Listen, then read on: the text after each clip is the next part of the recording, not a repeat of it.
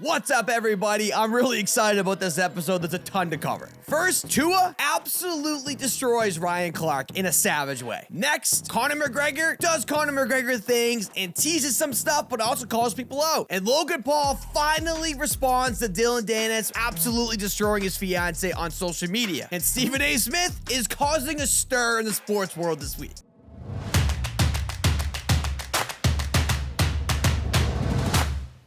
I'll tell you, I generally really like Ryan Clark. In fact, I think he might be the best analyst out there. But what he said about Tua really struck a nerve with him and social media, apparently. I'm gonna tell you what he wasn't doing.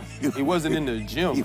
I bet you that. Come on, man. He wasn't with me. He might have spent a lot of time at the tattoo parlor. He was not at the dinner table eating what the nutritionist had advised. Oh, my. He looks happy. Okay. He is thick. He thick. Yeah, he's built like a girl work at Onyx in Atlanta right now on the bottom. I'm not gonna lie to you. This made me laugh at the time. And I was instantly thinking when it happened, like, okay, maybe he shouldn't have said that because people are gonna be upset about it. And it's a little bit out of pocket. And wouldn't you know it, this man Tua did not think it's funny. In fact, he let Ryan know about it in a very strong way. I mean, he probably knows more about me than I know about myself. And Ryan's been out the league for some time, so just a little weird. Like, I come from a Samoan family, like, respect is everything. Does get to a point where, hey, little easy on that, buddy. If we need to get scrappy, we can get scrappy too. Just saying. I'd appreciate if you kept my name out your mouth. That's what I'd say. That is just about the maddest I've seen Tua maybe ever. He wanted all that smoke. And lastly, just to throw icing on the cake, Tua's hype man, Tyreek Hill, jumped onto the conversation on Twitter saying, yeah, what he said, we got free smoke for you. Tyreek Hill is the king instigator. He's just that guy that wanted to throw the last thing in there just to shake it up. And following this news, the king of the UFC, Conor McGregor, is always in the news for multiple reasons. And today the reasons are he was scheduled to fight Michael Chandler after the Ultimate Fighter. But in very Conor McGregor fashion, it gets a little messy. The issue is he's been doing tons of different types of steroids and growth hormones and ducking the USADA pool. What USADA is USDA company. That's the one that drug tests you to make sure that it's safe for the fighters to go in there and not get really hurt. And it's in other sports as well. But Conor, regardless of potentially not having a drug test done, still wants to have a fight in December against Michael Chandler, which is going to be pretty challenging to do considering you need at least a few months to get clean. Then following these conversations about December, McGregor came onto Twitter, or X, or whatever you want to call it, and left a voice note basically saying December is no-go. But then a few hours later, he would come back and basically do an Uno card and reverse it and say it's on the table again. But the only issue with this is that he still might not be in the pool. So I don't know how it's even possible. Conor must be hell to work with, man.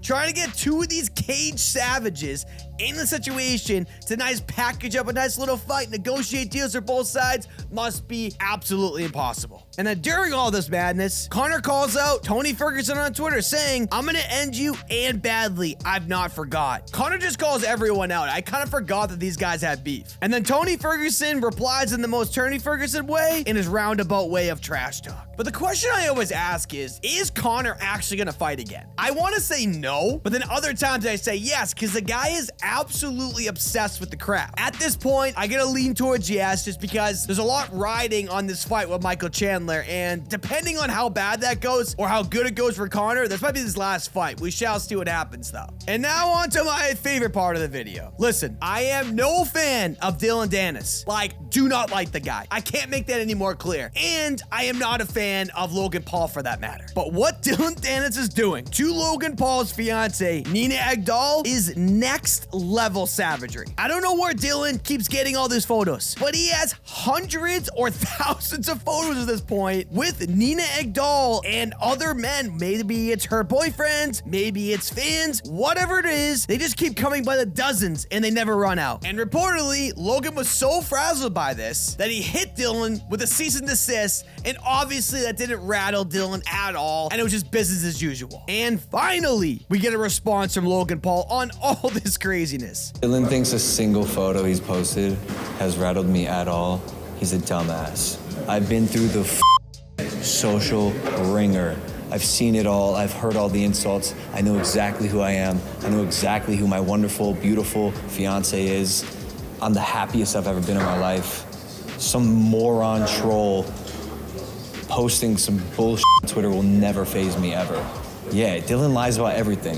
He photoshops it. He's fake. He's fake all around. Fake fighter, fake images, fake tweets. This is just my opinion. That is a face of a man that is definitely upset about what Dillon Danis is saying about him. In fact, I think it's really rattling him, and Dillon's getting the better of Logan Paul here. And the reason why I know this is because maybe I'm a sheep and I'm sensitive, but that would really upset me if someone was talking about my girl like that. And now on to Stephen A. Smith. This man has had himself a hell of a week. First, he has this to say about Lonzo Ball. I've heard that it's even hard for him to get up from the sitting position.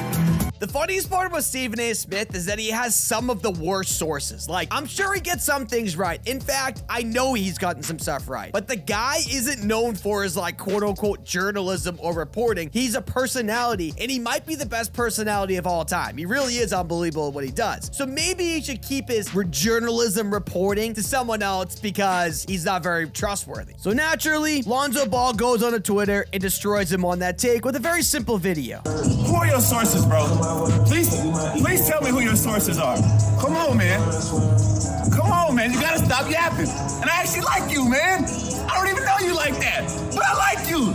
I'm coming back, man. Come on. Following this, Stephen A. Smith was getting cooked on social media. So what did Stephen A. Smith do? What he always does, doubles down. You really gonna sit poolside on the bench and think because you getting up and sitting down and getting up and sitting down, that makes you healthy? Stop the nonsense. Now, maybe you can get up and get down. Maybe somebody exaggerate. All right, all right, you can stand up and sit down. Bro, you ain't healthy.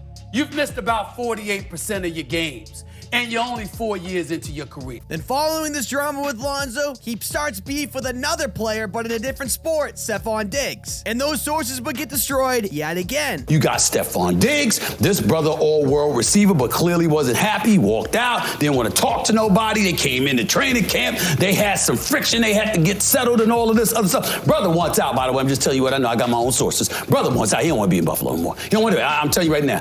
I have my sources. Stephon Diggs got to be there, but he would prefer to be gone because he's lost a level of belief in the Buffalo Bill. That's right, I said it. It's Stephen A., baby. It would go viral, and it's almost like Stephen A. Smith doesn't know that when these clips hit the internet, they're gonna go viral and people are gonna see them, but he doesn't care because it's gonna get clicks and views. But following this claim, Stephon Diggs had enough and clapped back on Twitter. He said, 100% not true. I don't know who the source is, but I thought I'd nip this shit in the bud already. What he's referring to is the drama surrounding his relationship with the team earlier this year. And that Stephon Diggs would make himself crystal clear by saying he wants to retire in Buffalo. But guess what Stephen A. Smith does? He doubles down because obviously he does. This is what I do for a living. I don't make stuff up. Then in the same week, maybe even the same show, he gets a text from Michael Jordan that he reads on the air about Magic Johnson. And what Jordan is referring to is how Steph Curry said this about the all-time point guard GOAT debate. Are you the best point guard ever? Yes, I have to, yes. It's me and Magic, that's the conversation? Yeah. As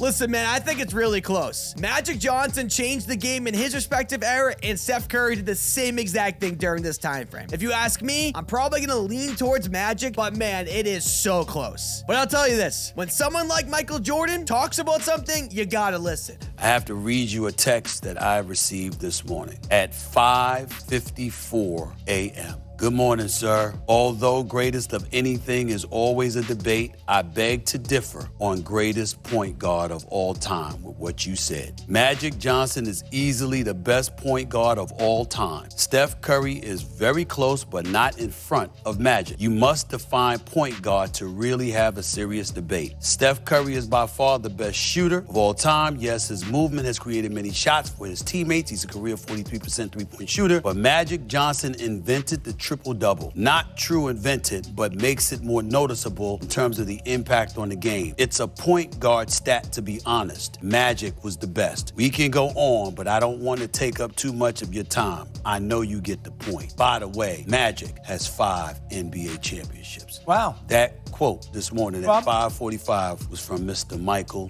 Jeffrey Jordan. Wow, how about that? And he asked, That's it, y'all. If you enjoyed this video, leave a like, leave a comment, subscribe, obviously, and most importantly, share this with your friends. Trying to get more exposure? Chances are, if you like this video, your friends and family will as well. I'll be back soon. Until the next video, talk to you guys soon.